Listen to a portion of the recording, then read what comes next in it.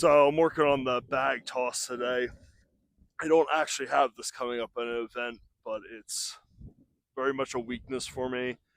And if I don't work on it now, I'm never going to work on it. So just doing this for some of my jumps and throws today. I got 30-pound and like a 45-pound bag. Definitely trying to get some heavier ones as well to really like push the weight and work on being explosive with some heavy load. But I'm doing a couple more throws and then get inside.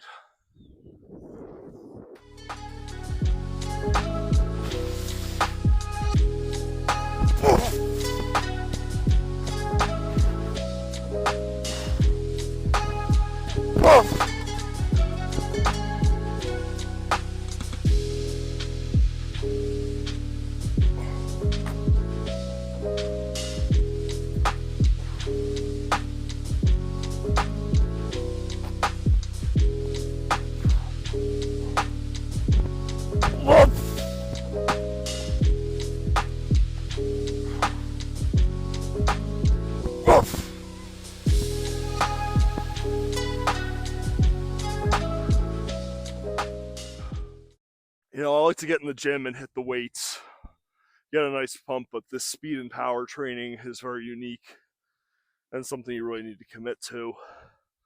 And it's a little bit different. You have to approach it in a different way. So if you're not the naturally gifted athlete, like I'm, didn't excel at team sports early on, it's probably something you're going to need to do a session like this where you're just really focused on these kind of movements.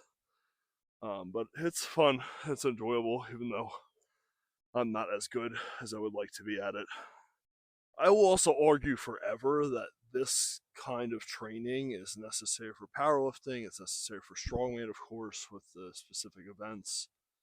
Like, you need to assume that you're going to have more talented, more genetically gifted athletes coming into competition against you, and you may not have developed these different types of muscle fibers, motor neuron firing like at an efficiency, and the different biomechanics that are necessary to just launch weights like this or load or do some kind of sprint event.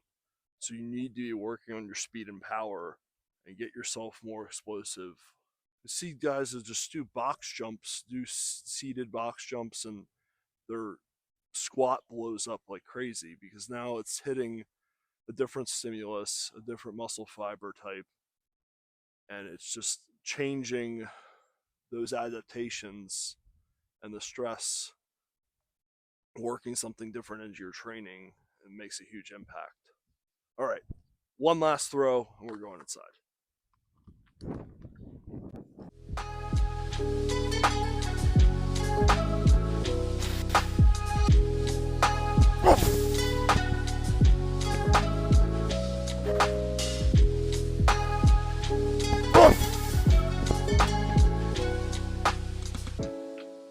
I talked about some different concepts with explosive and power training in my previous video on overhead pressing as one of the 5 key points. So if you want to check that video, there's a link above. Really, we're looking at repeated efforts, high force output, oftentimes with like the speed power training. And then a lot of what I get into with strongman is sustained effort with that kind of like force output. So this is going to be max rep events, medleys, stuff where you're really going to have to like push like the envelope and like produce a lot of force, but you have to do it over and over and over again. So that's why I kind of like these like dynamic effort cluster sets, and then adding like a contrast sort of type of style to it. So I'm going to do a bottoms up split squat. I like to do this, and I got this from Cal Dietz, and I like this to really work on like power, like driving off my foot. So yoke walks, farmers, like really being able to push through and propel yourself forward. And then I'm going to get in every 2 sets into some sandbag marches. So I picked the sandbag and just march with it. I'm looking at doing a show where there's a max distance sandbag carry. So just trying to really push the endurance with that and being able to make it as much distance as possible. So let's get into some sets and then we'll, check back in between. put a timer here so really make sure I'm pushing myself.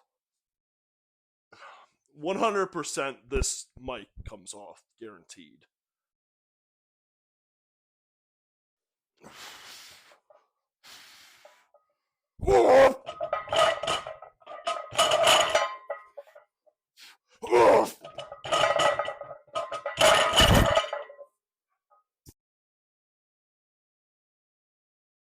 So just trying to come out of the straps as explosively as possible, maintaining that floating heel, really driving my toe, my big toe, into the ground, working on that glute activity with the forward lean on the band pegs. You're really setting yourself up for a lot of good stimulus in the glutes. And then this isn't going to be long rest periods. Get right back into it and move right into the sandbag.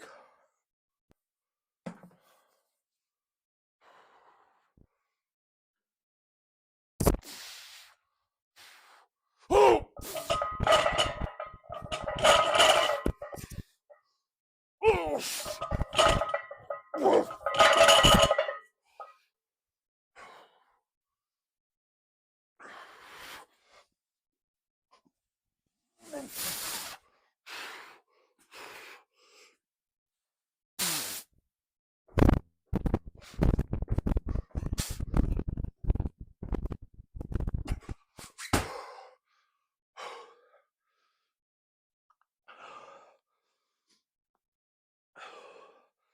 And the idea is here is that I'm going to increase the amount of repetitions on the marching every set I do with the sandbag. So do 15 next set, 20, 25. So the last set I should be doing 30 marches. And I think that'll be really good to start prepping myself for this event, which is going to be a 360 sandbag. This is just 300, but I think it's a good start. I feel pretty comfortable with it. Let's see what we got on the timer. I'll give it 15 seconds. It's a unique challenge trying to do all these sets, talk, set everything up. Whoop! Whoop! Whoop! Whoop!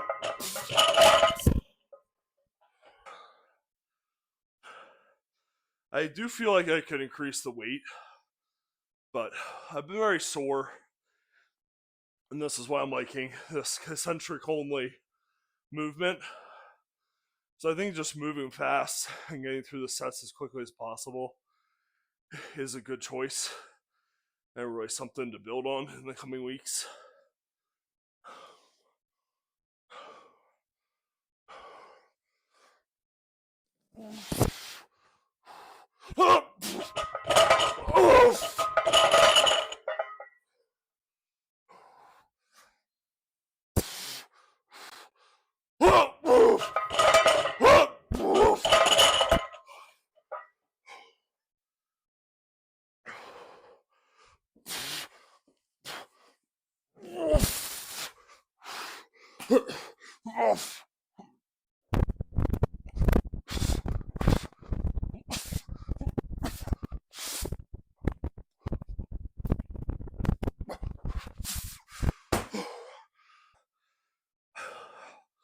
It's like yesterday, I worked a game out in the cold after this fake summer that we've been having in Pennsylvania.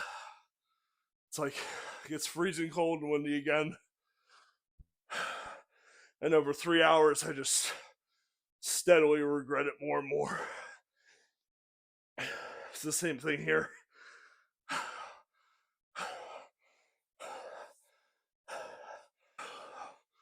But in reality, we only have like 5-6 minutes left.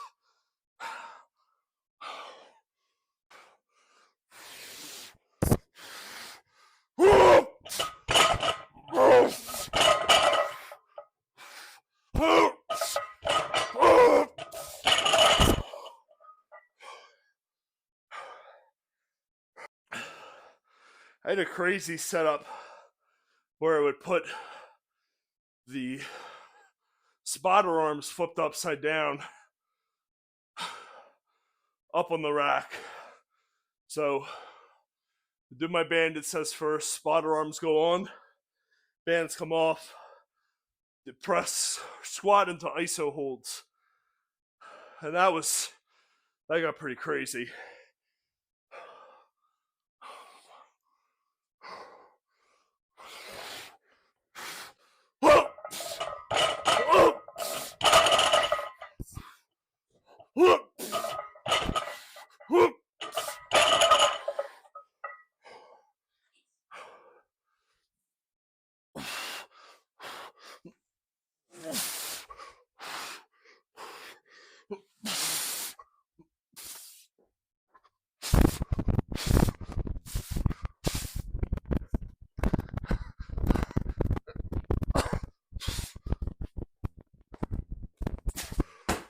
So I did a set off camera to start with 240. So I think I can get the 3 sets I need in, and the 2 sets of sandbag in the 2.5 minutes. We're gonna see.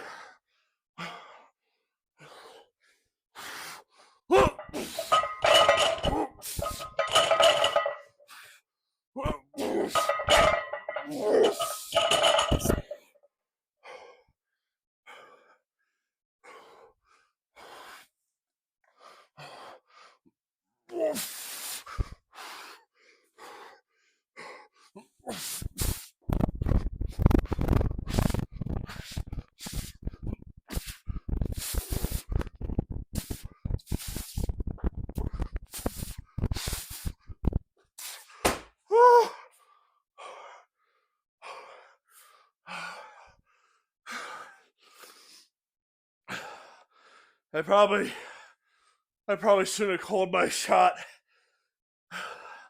at the start of this. That was a bad move.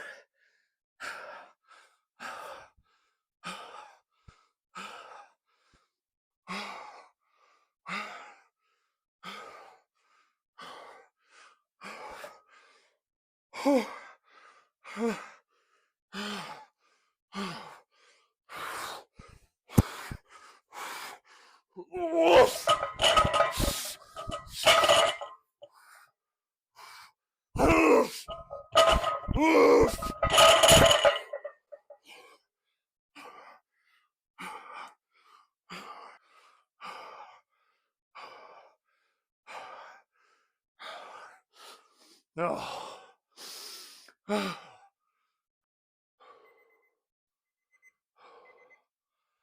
So that's it, guys. Definitely don't look at this as a failure. Don't think you always need to kill yourself to try to finish a session, because that can affect your recovery for the next week, and then you're just, blowing up your entire block for one day. 9 sets of the squats and 4 sets of sandbag ain't bad. Missing 1 set on each from what I set out for, but this is definitely pushing the abilities that I need. So take some of this, do with it what you will, but definitely some key points to incorporate into your own training. Thank you for watching. Keep getting strong, but also work on your power and explosiveness, and hold strong.